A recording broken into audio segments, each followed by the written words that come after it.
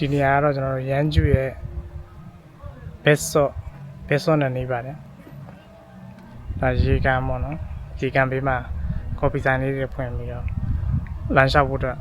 နေရာလေးလုပ်ပေးထားတာပေါ့ရန်ကျူနေနာမှာဘက်ဆော့နဲ့နေတဲ့လူတွေဆိုတော့ဒီနေရာလေးကိုလာသင့်ပါတယ်ကော်ဖီဆိုင်တွေလည်းအများကြီးရှိပါတယ်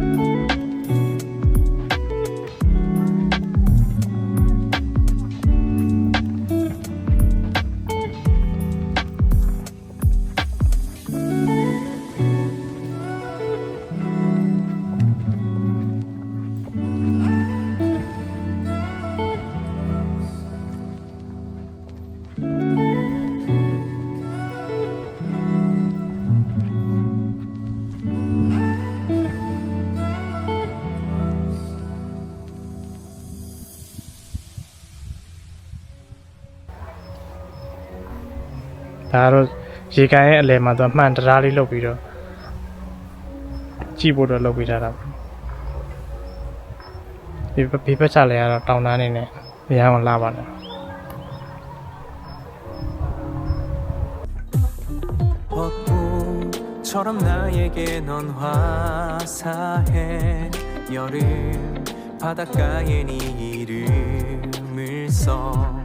날 행복하게 한 너, 널 웃음 짓게 한 나 어떤 것과도 바꿀 수는 없지 단풍처럼 너에게 스며들어 겨울 쌓인 눈에 네 이름을 써 너를 만나 나의 행복한 상상이 현실이 되었어 더 바랄 것 없이 항상 이렇게 그저 내 곁에만 있어줘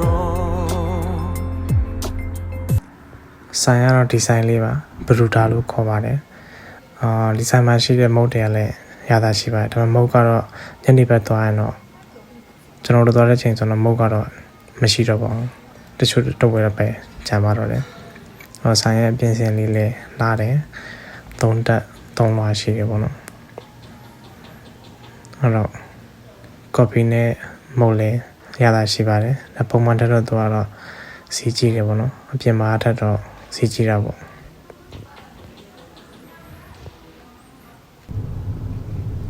ဒီနေရာလေးကိုလာမယ်ဆိုတော့ကိုပိုင်ကားရှိရင်တော့ကောင်းပါတယ်ကားမရှိရင်တော့ဘတ်စကားလည်းရှိမယ်လို့တော့ထင်ပါတယ်လိပ်စာကတော့ကျွန်တော်အောက်မှာရေးပေးထားပါမယ်ဆိုင်နာမည်ကတော့ Bruta Cafe လို့ခေါ်ပါတယ်အားလုံးပဲနောက်ဗီဒီယိုမှာပြန်တွေ့ပါမယ်လမ်းကတော့တောင်ပေါ်လမ်းလေးဖြစ်လို့ဒီမှာလည်းပတ်ချလဲတောင်းနေဆိုတော့ အတက်ကတော့တော်တော်လေးမောင်းရပါတယ်အားလုံးပဲတတ်တာပါအောင်